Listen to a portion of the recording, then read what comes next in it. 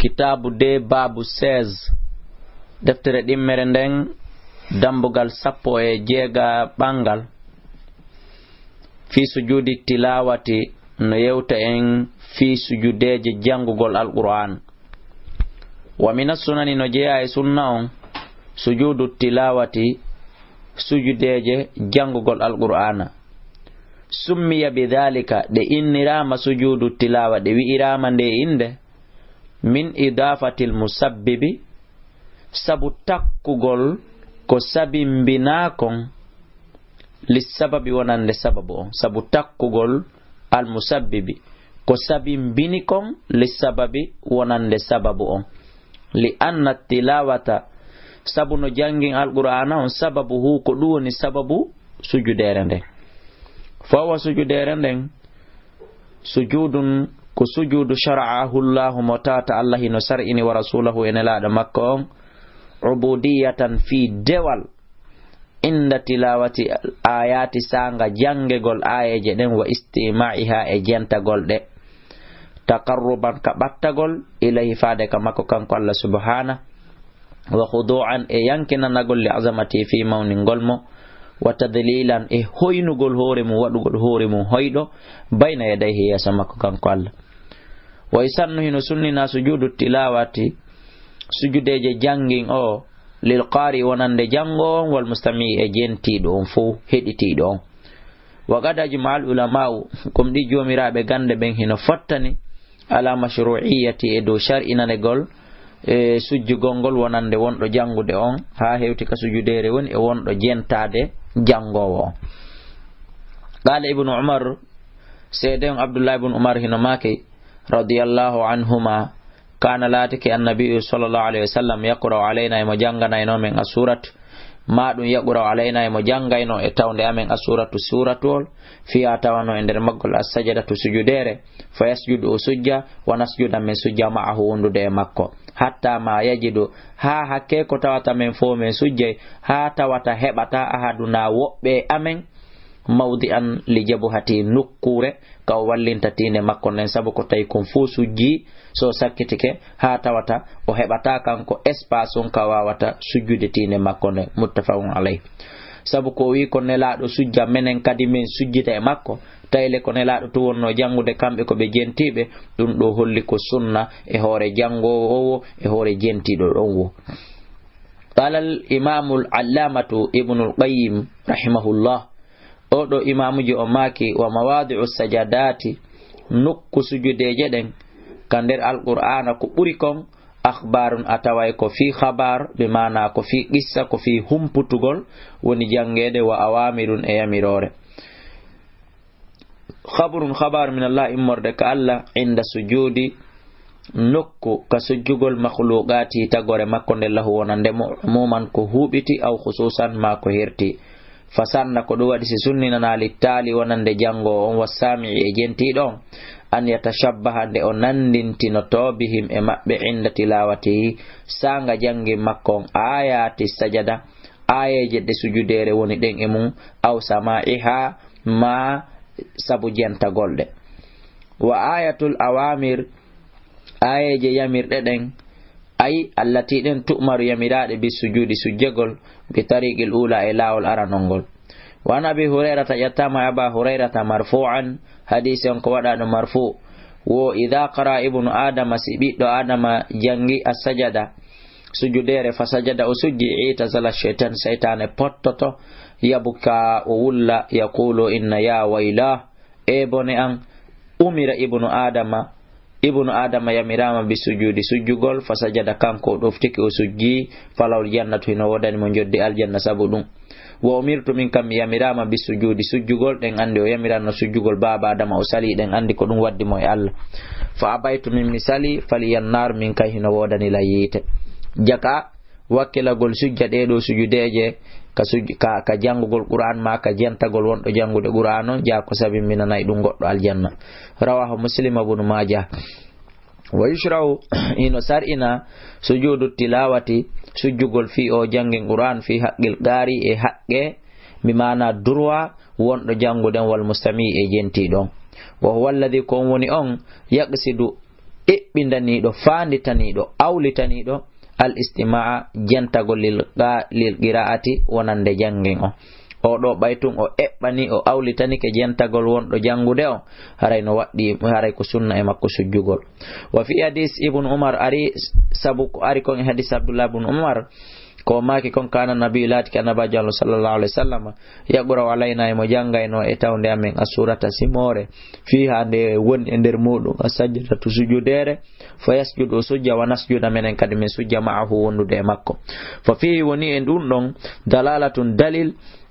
ala mashru'iyyati edo sar'inegol sujjugol almustami jentiɗo wa amma sami amma wonɗo nande o kono na o jentiɗo masalan hiɗen ka nder oto namin huɓɓini namin yamirma kadi ya huɓɓin ko a huɓɓini tun kasetu wonɗo jangude Qur'an ma téléphone ma hiɗen ka nder suudu ma ka avion ma hiɗen joɗodi e place a udditi wona min nelmami maratan jentagol mi ala jentade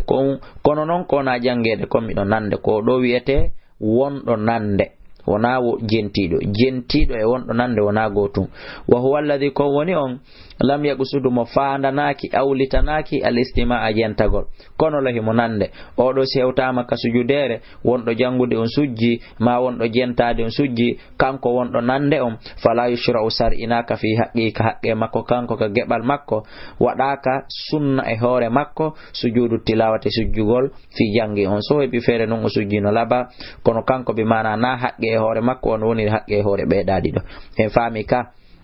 lima rawa al-Bukhari sabu ko imam Bukhari filli an Usman sayyidina Usman radhiyallahu an marra o fejjirno bi qari in jango yakro himo janga sajadatan e sujudere e bi qari in jango yaqra on jangi sajadatan sujudere li yasjada ma'ahu Usman fi sayyidina Usman sujude e makko falam yasjudu kono sayyidina Usman sujjal wa qala o yawi wa qala sayyidina Usman maki inna ma sajada ande sujudere nden ko fawi ala manistama koye dow on jentiɗo wona e dow on nanuɗo wa rawa dhalika hino filli ɗum ɗo kadi an gayrihi ko ƴetta e ga e makko nokkeli boy min as-sahaba immorde sahaba ɓen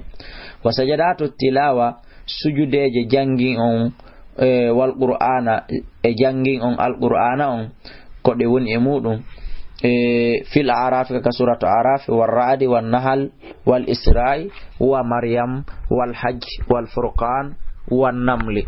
e ka suratu naml ko don alif lam mim tanzil wa hamim e suratu hamim ko don as-sajada suratu sajada wan najmi wal inshiqaq wa qura bismi rabbika ko doni fi sajada e der suratu wol wi'ete ngol hingol wi'e kadi sajada kangol kadi wanongol wi'irte nokko kadi alaqin ko ɗum woni afwan kan wo fi sajadati swad woni e nder sujudere wonde nden ka suratu sad o andi sadu kontama ɗo ha e namli diwama ka namli e diwama sadu yahama cikkoyama e ko ɗum woni inshiqaqi to e najmi to e fussila to cikkoyama e ɗin tongol ɗa accama ko ɗum waɗi si ɓenni wa fi sajadati sad woni sujudere wonde nden ka sad khilafun lurral bayna al ulama hakkunde jangoɓe ɓen hal hiya sajadatu shukrin est ce que nden sujudere ko sujudere jarnugol Allah aw sajadatu tilawatin ka ko sujudere jangi woɓɓe wi ko sujudere jarnugol sayin annabi Dawuda ko sabu ko tawi kon o heɓi o jarrabu yeeɗa o yaafama o suyi o sujji ko welo woni ko sujji woɓɓe go wi ɗum woɓɓe go wi no nden ɗon kadi ko hanande sujjede wano hedditi ɗen hana a sujjirede ko ɗum waɗi siko lutodirande fimum sa hewti a heɓi feere a sujji a feƴƴi ko ɗum ɓuri labede wallahu alam ko Allah towu ɗon ɓuri andude wa yukabbiru o habbiray idha sajada simo sujjande littilawati fi jangin on li hadis ibn Umar sabu yewtore hadis ibn Umar o kana laati alayhi salatu wassalam ne laɗo Allah yaqrahu ɓe jangayno alayna e tawda min alquran fa idha marra siɓe feƴƴiri fi sajada kabbara ɓe habbiray wa sajadna menen kadi min sujja ma'ahu wondude e makko rawahu Abu Dawud wa yaqulu o wi fi sujudi wa yaqulu o wi kanko ne laɗo fi sujudi e nder sujudere makko ne subhana rabbiyal ala kama yaqulu wano wolirta noon fi sujudi salati ka sujudeje julde wa in qala stay noon on tigi kadi wi'i kadi sajada wajhiha lilladhi sujji yeso angon wonande o ɗo Allahjo khalaqahu tagu ɗongo wa sawwarahu on baadiningo o fotiningo wa shaqqa sam'ahu o seeki noppi maggo on wa basaru e gite makko on bi hawlihi sabu feere makko quwwati e dole makko allahumma yalla kutubu li windanam biha sabu nde sujudere ajran wa da'a itta anni an biha sabu nde sujudere wazran dolle bakkatu waj'al hali wadana lande sujudere do inda kama da dhukhran gebal ngal mi tawoyta ton bi maana maranari wa taqabbalaha jabande sujudere do min imorde an kama taqabbalta wa jabirno dande min abdika dauda imorde jiada ma don annabi dauda stay kad on tigi wi dum do fala basa haray ella lay den andi e defte go wuritode ko nawigol ko mo wi dum do ella la e defte buy defte sunna sellude riwayaji selludi kambe ko do duwabe wadi ko do duwa jangede wona subhana rabbiyal ala amma kanko Salih ibn Fawzani o inni wo e hadith sa ibn Umar Abdullah ibn Umar wonde ne laado ko subhana rabbiyal ala ko be makayno kon ka julde wo ko dum kadi be makata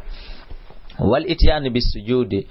tilawa ardugol totta nde do sujudere jangin Qur'an an qiyamin e gaay daragol afdal ko dum buri mojjude min al itiyane be di addugol nde an qu'udin gaay jodagol ayyuhal muslim ko ayo jullo musidda juldo bandirawo amma dum musiddo angorko nenirabe babirabe inna turuqal khairi kon yo faameno laawi mojjireji din laawi na waydi din goddo ka mojjere kathiratun dinu dudi